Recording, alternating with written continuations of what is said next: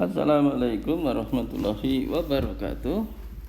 Kita melanjutkan ke materi yang ketiga dari pertemuan ke-8, yaitu peran umat beragama dalam mewujudkan masyarakat beradab dan sejahtera.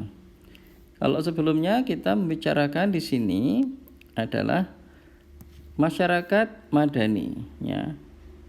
Jadi masyarakat madani itu tipenya seperti apa sudah kita sampaikan, ya, di 8.2. Nah, dalam 8.3 ini, ya, kita tahu peran umat beragama. Konsepnya memang masyarakat madani adalah masyarakat yang beragama. Jadi ciri masyarakat madani di sana adalah masyarakat itu merupakan masyarakat, ya, yang beragama, begitu. Artinya agama di sini tidak hanya sekedar agama di KTP ada gitu, tidak. Tapi memang masyarakat di sini dia melaksanakan agama dengan baik, begitu. Karena kita di negara Indonesia yang berpancasila, sila pertamanya adalah ketuhanan yang Maha Esa, maka konsep agama menjadi konsep utama dan pertama. Ya. Jadi pengamalan agama bisa nampak secara lahiriah. Ya. Tidak hanya secara batiniah tapi secara lahiriah juga. Tapi pengamalan lahiriah ini juga harus diikuti dengan pemahaman, ya, apa itu fungsi agama. Ini pemahaman secara batiniah. Jadi pelaksanaan perilaku beragama disanya tidak hanya sekedar menunjukkan perilaku lahiriah saja, ke masjid, ke gereja gitu, bukan itu. Tapi juga pemahaman bahwasanya perilaku itu, ya, diyakini sebagai suatu kebenaran yang sifatnya batiniah, begitu. Yang di sana merupakan gambaran dari satu keimanan, satu keberadaan hati yang meyakini kebenaran, ya, adanya Tuhan yang membuat aturan-aturan ini disebut agama, ya. Dan aturan agama itu kemudian dilaksanakan yang nampak secara lahiriah, tapi juga diyakini secara hati di dalam batinnya. Yang itu merupakan gambaran keimanan. Pelaksanaan keimanan lahiriah dan batiniah ini muncul sebagai satu ketakwaan. Yang ini landasannya memang karena adanya Tuhan. Ya, iman pada Tuhan. Adanya keimanan pada Tuhan, bahwasanya Tuhan itu ada, ya, yang penting Tuhan itu ada, dan Tuhan itu ada kemudian menciptakan alam semesta ini. Tuhan menciptakan alam semesta.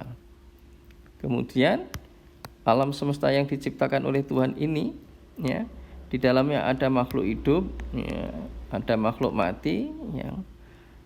Kemudian yang makhluk hidup itu semuanya dari sebetulnya esensinya adalah semuanya diciptakan untuk beribadah pada Tuhan, menyembah Tuhan, membesarkan Tuhan, ya. Intinya menyembah Tuhan, ya.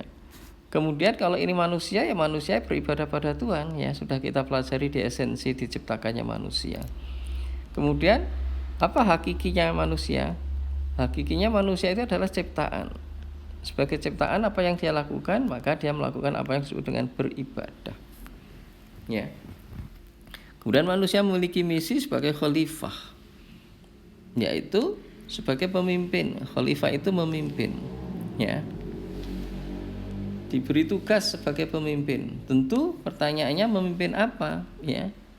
Memimpin siapa? Ya. Tentu yang pertama kali adalah memimpin diri sendiri. Kemudian juga memimpin keluarganya, juga kemudian memimpin masyarakatnya. Nah, ini konsepnya adalah memimpin siapa? Memimpin dirinya sendiri, memimpin keluarganya, dan memimpin masyarakatnya. Terutama dalam hal apa? Dalam mengikuti aturan, dan aturan itu adalah yang disebut dalam agama, begitu. Artinya orang itu beragama dengan benar. Maknanya bahwasanya beragama dengan benar itu menggunakan nilai-nilai agama, ya, sebagai tuntunan hidupnya. Nilai-nilai agama sebagai sumber nilai. Dan agama sebagai sumber nilai itu, ya, kemudian muncul dalam masyarakat, dalam hukum, dalam etika, dan dalam ilmu. Ya.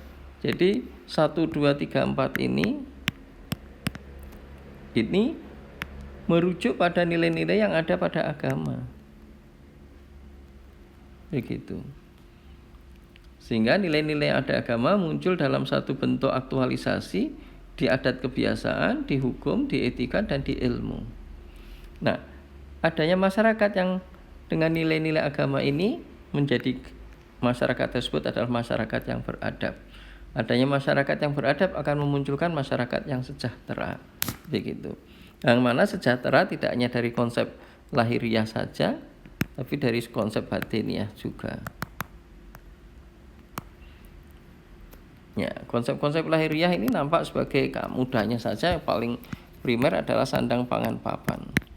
Kemudian yang kedua mestinya di sini adalah informasi, kemudian transportasi dan lain-lainnya.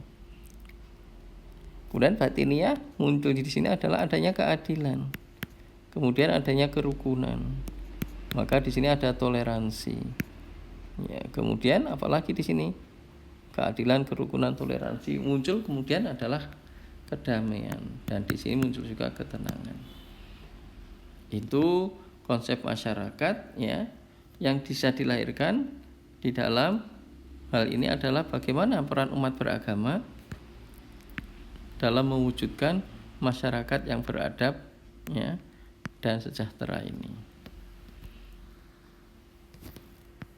Jadi tentu peranan agama menjadi mutlak ya. Peranan agama menjadi mutlak. Kenapa? Karena jelas agama menuntunkan ya nilai yang baik dan yang buruk. Kalau baik nanti dapat pahala, kalau buruk dapat dosa. Itu. Apabila nilai-nilai agama ini masuk di dalam kehidupan perilaku manusia sampai mewarnai nilai hukum ya, memang harus begitu. Nilai budaya, kemudian nilai etika, juga nilai ilmu, maka tentu agama akan bisa berperan besar ya. Agama berperan besar di dalam pembentukan nilai-nilai yang lain. Maka di sini nanti agama akan bisa melahirkan adanya satu kesejahteraan, masyarakat yang beradab dan masyarakat yang sejahtera. Baik, terima kasih. Wassalamualaikum warahmatullahi wabarakatuh.